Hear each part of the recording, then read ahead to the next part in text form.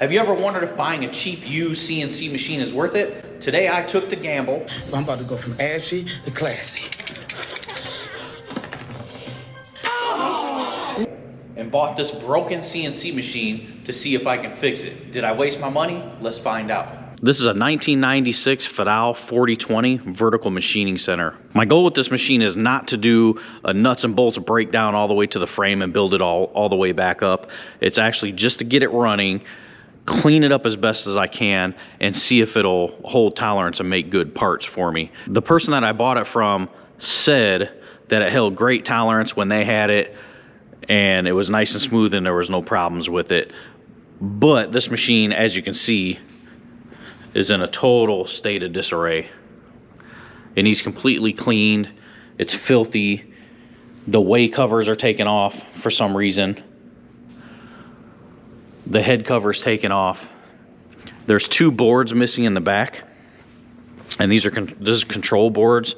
It's like the main board that controls everything on the machine pretty much. So those are missing. I did manage to track those down on eBay. I paid $600 for this one, and then the other one I paid $400 for. They were guaranteed to work or my money back, so we're gonna try that out, see if that works. And you can see they have some of the electrical covers off here. It's kind of just a mess. So I definitely rolled the dice with this one. I got a good deal, but in the end it may not be worth it, because these things can add up really quick on you if you need parts. So I think the first order of business is I'm going to stick those cards in there, wire it up, get some air to it, and just see if it actually moves around, and see if the tools come in and out, and see if we have any other problems, and then go from there. So what I'm going to do now is replace these boards. You can see here, I put the other one in. This is the main one here, and you can see this one has RAM expansion on it, and they've actually soldered this battery pack with 2 batteries so it doesn't lose parameters, which is awesome. So hopefully these work.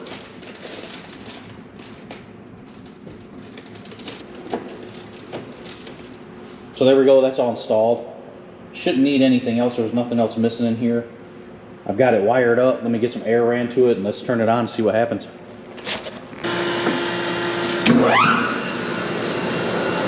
So I've got air going to it. I'm gonna power it up right now. I've got the power on. See what happens. So the work light's on. That's a pretty good sign. I hear fans humming in the back. That's also a good sign. I briefly saw something flash on the screen. That's a great sign. On Fidals, you have to hit the green button to get it to turn on all the way. All right, here. So hold it for a second here, see if we hear anything coming on. I heard it. Let's see what we got. So yeah, the cards are flashing. The drives aren't on yet, but they wouldn't be until we home it out.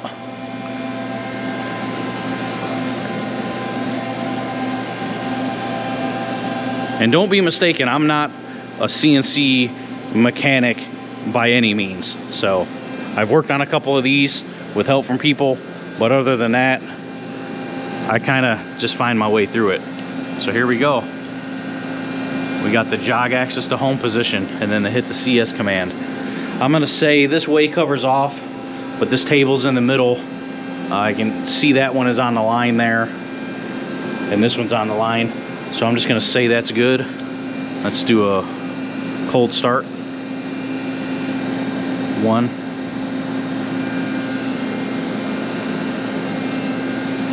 Went blank. Yeah, sounded like it bumped around a little bit. So that all is promising. Let's go to jog here. See if we can jog it around. I got it in a Z. There it goes. It's moving. It sounds good too. Maybe I didn't completely blow my money. Let's see. The Y sounds good. The X sounds good. Except for that thing banging around. So I just took the guy's word that it was a nice smooth running machine. Let's see if the tool will come out. Maybe I can do this one-handed. Let's see. Point it over there.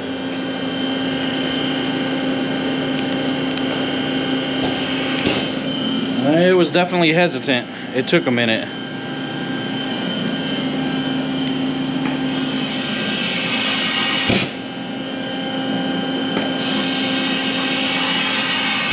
It's working, but it's definitely not right on the money. So maybe that's why the tools are still in it. Let's see if we can get the spindle running.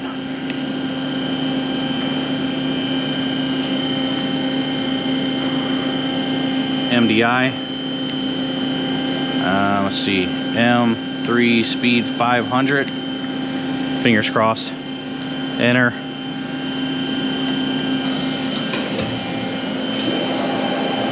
Oh yeah. It's running. Wow. Anything else I'm not too concerned with. So at this point, I believe I got a good deal.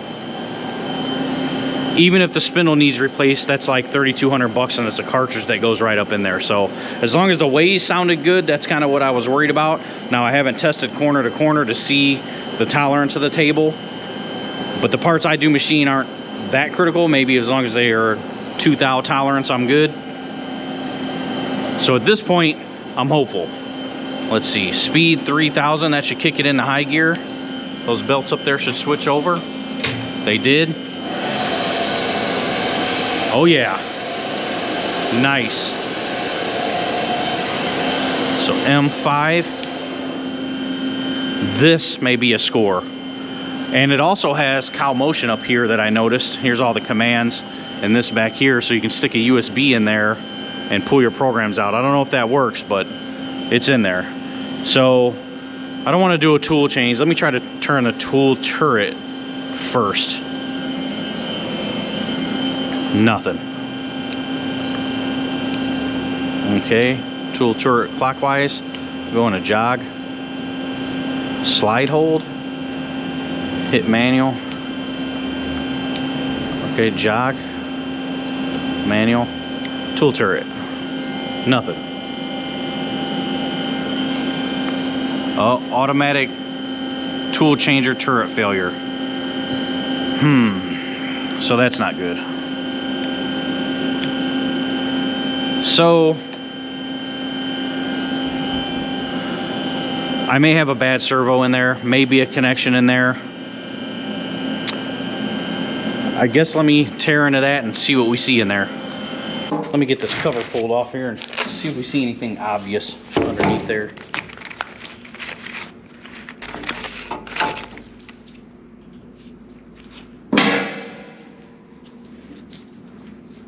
Well, that's missing bolts in the side, so that's not a good sign.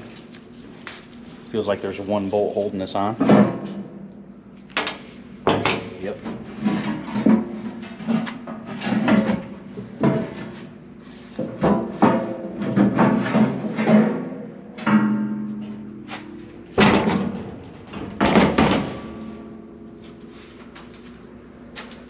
This other one off.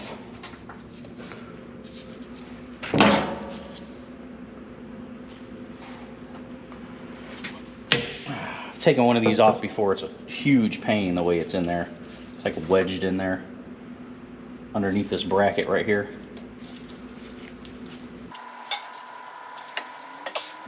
Wow. Whoever put those in there tried their best to strip them out. In fact, they did strip this one out. I was lucky to even get that out. Let's see, I think there's one on the back side, maybe not.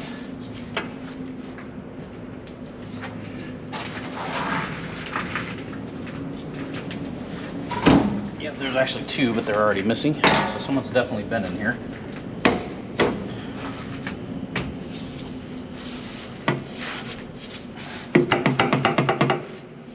Let me get something to see if I can pry that open.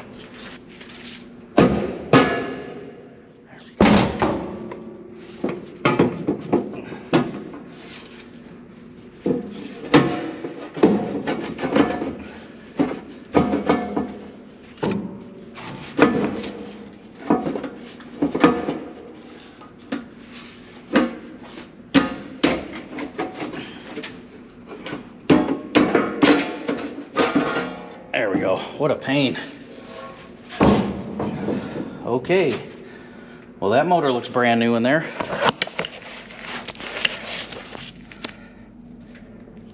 And how well you can make it out. But that is a brand new motor. So, I don't know if something's not hooked up, or this isn't the right motor, or this motor actually went out.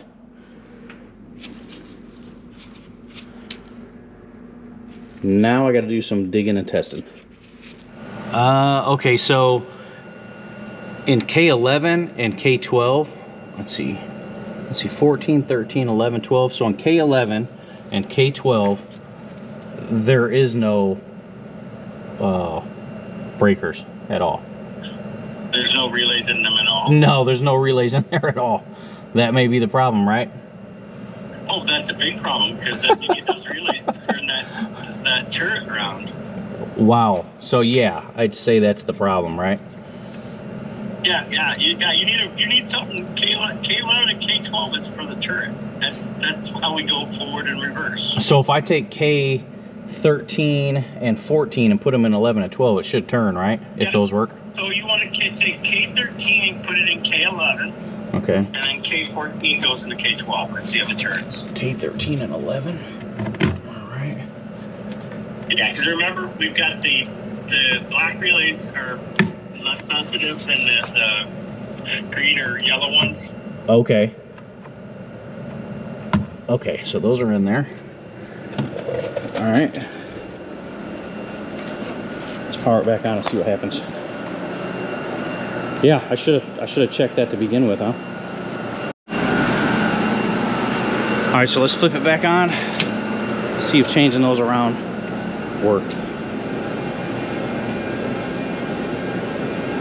Hopefully, it's something simple like that. It makes sense because the relays weren't in there, and I hadn't noticed that. Get it started back up. But there is hope. This is a good buy, I think, in my mind so far. Cold start it.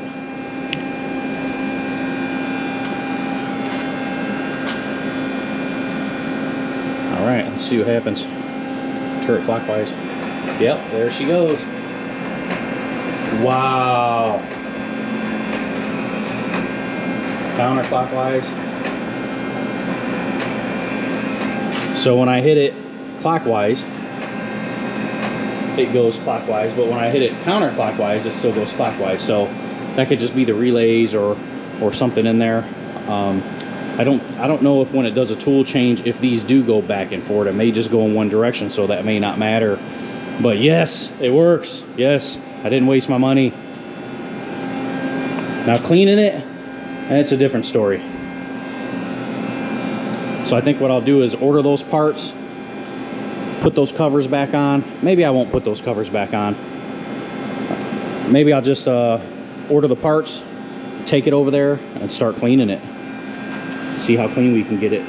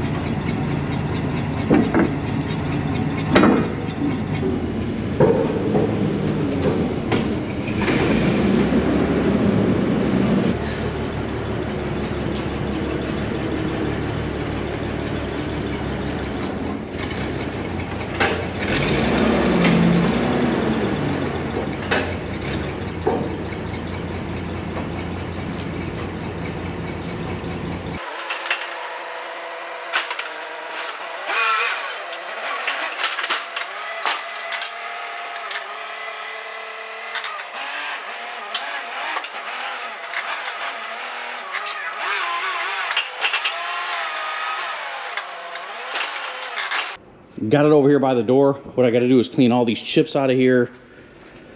Get all this other stuff they left in here out here, like this light that probably broke on the way here. Don't know why they even stuck that in there. Maybe it was in there, hanging in there. There's the cover for the head. Got to take that out. Just kind of take the shop back here and get all this chips and stuff up out of here. And then this is the way cover. I don't know if this is any good, but it looks good. Just looks damaged right here. Maybe I can get that piece or make that piece. Use my press brake, cut some stuff, make that piece. It's completely filthy. If anyone's ever worked on one of these, you know, getting this grime off of here from years of coolant and chips and dirt going up on here is like impossible. I had that hot water pressure washer, a steamer. It worked okay, but I kept having problems with it. But my buddy turned me on to a secret sauce that works excellent for this machine. You just spray it on, let it sit for a couple minutes, spray it off, it all just pours right down.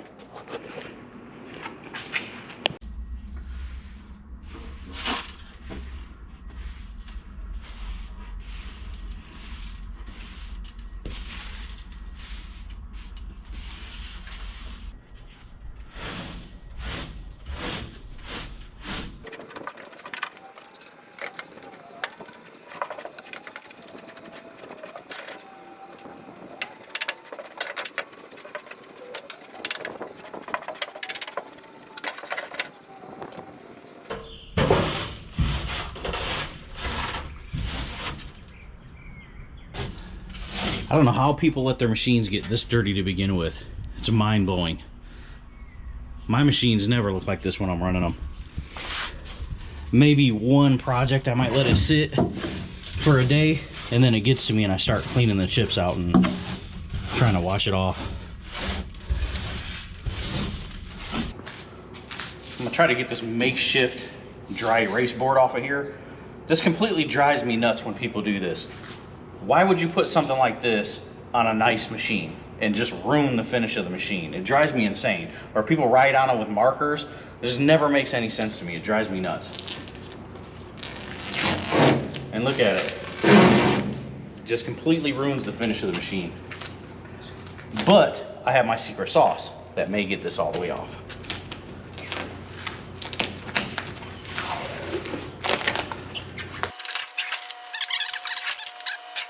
If you ever pay a lot of money for a nice machine, little word of advice, don't do this to your machine. Don't go sticking a bunch of stuff on the outside of a machine. It makes no sense at all.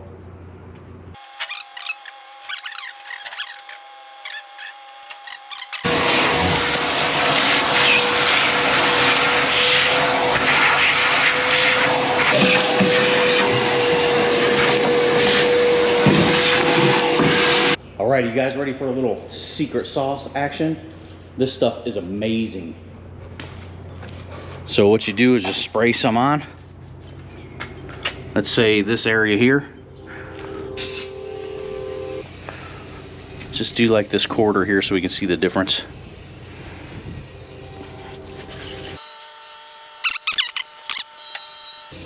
All right, that's pretty covered. Let's let that sit for, I don't know, 5 minutes. Come back to it. All right, let's check it out. So this is the side that I did, and this is the side that I didn't spray this stuff on. Been about 10 minutes.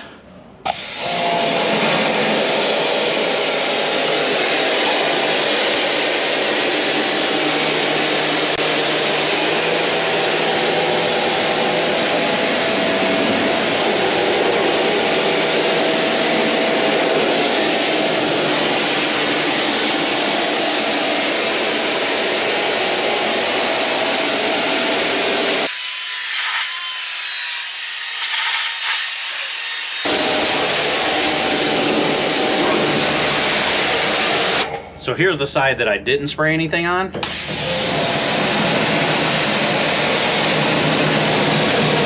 See how it doesn't come off?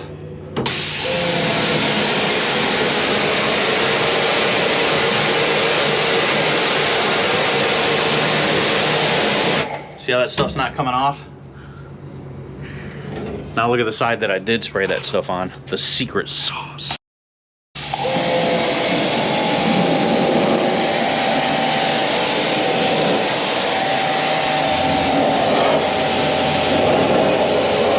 That stuff is a game changer. Let me spray that stuff down there. Move over there. I kind of pre-soaked that side over there. So let me spray this down and we'll get back to it. But look at that. compared to what it was. That's crazy.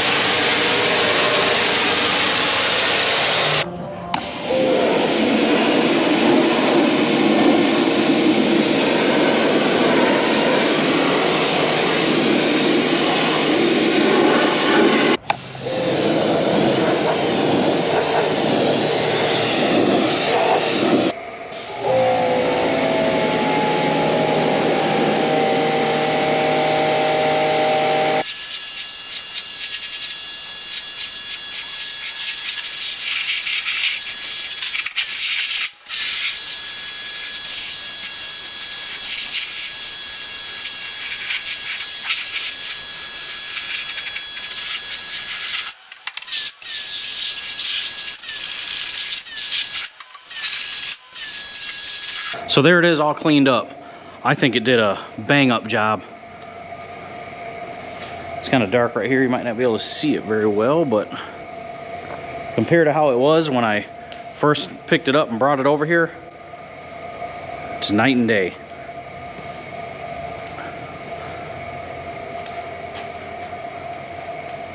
This was completely black right here. All that stuff down there, even the doors came clean. What I think I'm gonna do is polish those out with my buffer, front and back. That should make those clear again, make them look like new. This stuff was completely covered with grease and grime.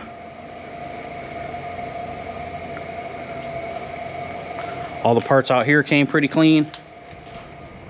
Way better than they were before. Way better. The doors came really clean. Backside came real clean. You just can't beat that special sauce with a pressure washer.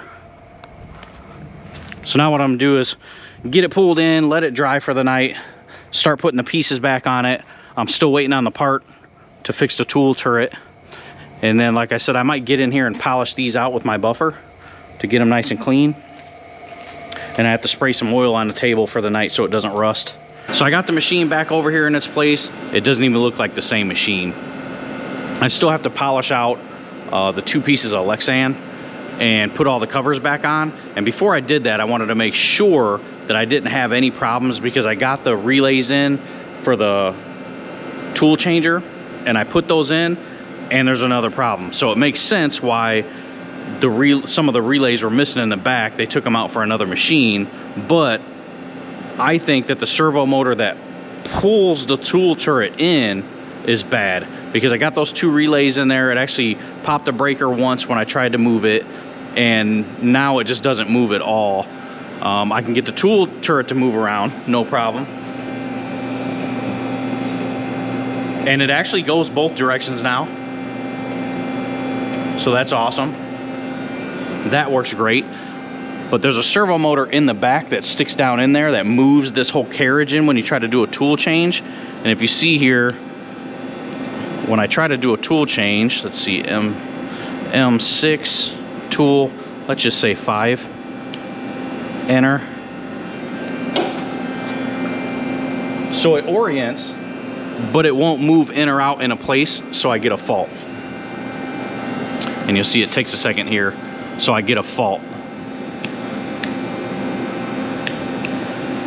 So let's see, if I move the tool turret away here a couple, let's go try it again. M6 tool, let's just go 2, and it should move it into place.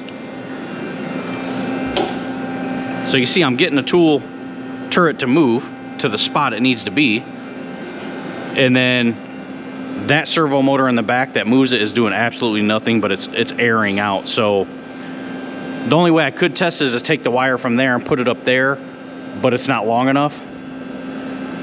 I'm pretty confident though that it's the servo, so I might have to pull that whole top piece off, pull that servo out, which is a pain, and try to track one down. I don't really want to buy a new one for this machine because there's probably going to be over $1,200–1,300, and I'm trying to budget build this machine. So I guess let's get to tearing that apart. So I was just about to start tearing that servo motor out of there, and believe it or not, I actually took a tool changer off of a Fadal 6030 machining center about a year ago and put the old one over here, and I may just have that motor. So this is a parts tool changer. I was about to throw this out, thank God I didn't. And I think that's the same servo motor right there. And hopefully this servo motor isn't bad in this one. I think the problem that I had in this one was not the servo, it was the board, because this is a different Geneva style tool changer. So hopefully this is the same motor and it's still good. It looks the same. So change of plans, I'm gonna take this out of there and take this over there and wire it up and see if this turns.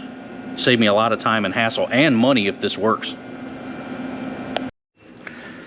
So after an insane amount of work, taking bolts off, ripping this thing off, I had to bring it over here to my fab table to knock this pulley off. I got the motor off. So if this motor is good, I'll save myself a lot of money if this is the problem. If not, at least I could get to the serial numbers and stuff if I have to order one. So let's get up here and get it put in and just plug it in and see if this fixes our problem. All right, so I got it in there, got it homed out. Let's see here, M6 tool 2. Let's see if it spins. It'll spin that. Let's see if it spins that when it actually goes to do the tool change. So that turret's spinning. It's at tool 2. That should spin. And it does not move at all. So it may not be that motor. I'm still getting the same fault. All right, so I figured it out. What it was those relays that I put in the back. I had to switch them because one's bigger, one's smaller. So I switched them, did a tool change, and that works. Let me show you. So let's just move the tool turret forward here so we know it's out of range. Let's go to MDI. Let's go M6 tool 2, enter. And now watch that platinum move, and then you'll see that move up there. And then I emergency stop it so it doesn't do anything, but it was that servo motor. So now what I'm gonna do, just a double, quadruple check, is power it off, plug the old servo motor back in, and see if it moves. All right, so I got it powered back up. You can see up there I plugged the old servo back in. Now that I know the relays are in the right position, but I swapped those and tried that and it didn't work. So let's try anyway. Let's see. Let me go manual. Let's move this tool turret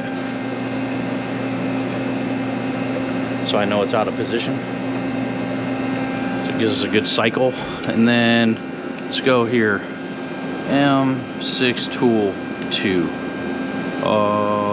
Enter. Format 2 is in effect. Tool 1 is in there waiting. Let's see. That's going to move until it gets to the tool 2 pocket. And then we'll see if the whole platen moves. Nope, nothing. It's definitely the motor. Yep, timed out. Yep, so that's the problem. So this isn't the easiest fix, taking that off. I just did it over there. It took me about 15 minutes, but actually getting that pulley off of there is a nightmare. It's like heat, I don't know if it's heat pressed on there or what, but it was a nightmare. So what I gotta do is take this whole plate off and then pull the servo, undo the servo, pop that belt off, which was a nightmare to get off, by the way. And then I have to try to pound out that pulley, which is no fun. So I guess that's the next mission. So I spent the last about 2 hours changing out that servo, and I talked to the tech. It was doing the same thing where it won't bring the tool changer in, but I know that the motor works. And this is the motor that I pulled out, and you can see I've actually got it up there spinning. So it's not the motor, and it's not the relays because I switched them around. So long story short, it's the 1100-2 board. I found one online for about 400 bucks, guaranteed to work. I'm gonna get that ordered, and I'm gonna wrap the video up here because other than that, this machine runs great. Spindle runs great. I put a dial indicator on there, kind of bumped it around, holds a thou tolerance, no problems. You know, there's no sounds or anything with any of the axis. They sound nice and smooth. I do still have to replace that way cover, but that's pretty easy. There's just one part that's damaged, and I can fix that pretty easy. And I have to buff out those two panels there. But other than that, I think I scored. What do you guys think? So that's it for this one. If you guys enjoyed this video, I'd really appreciate it if you gave me a like and a subscribe. See you on the next one.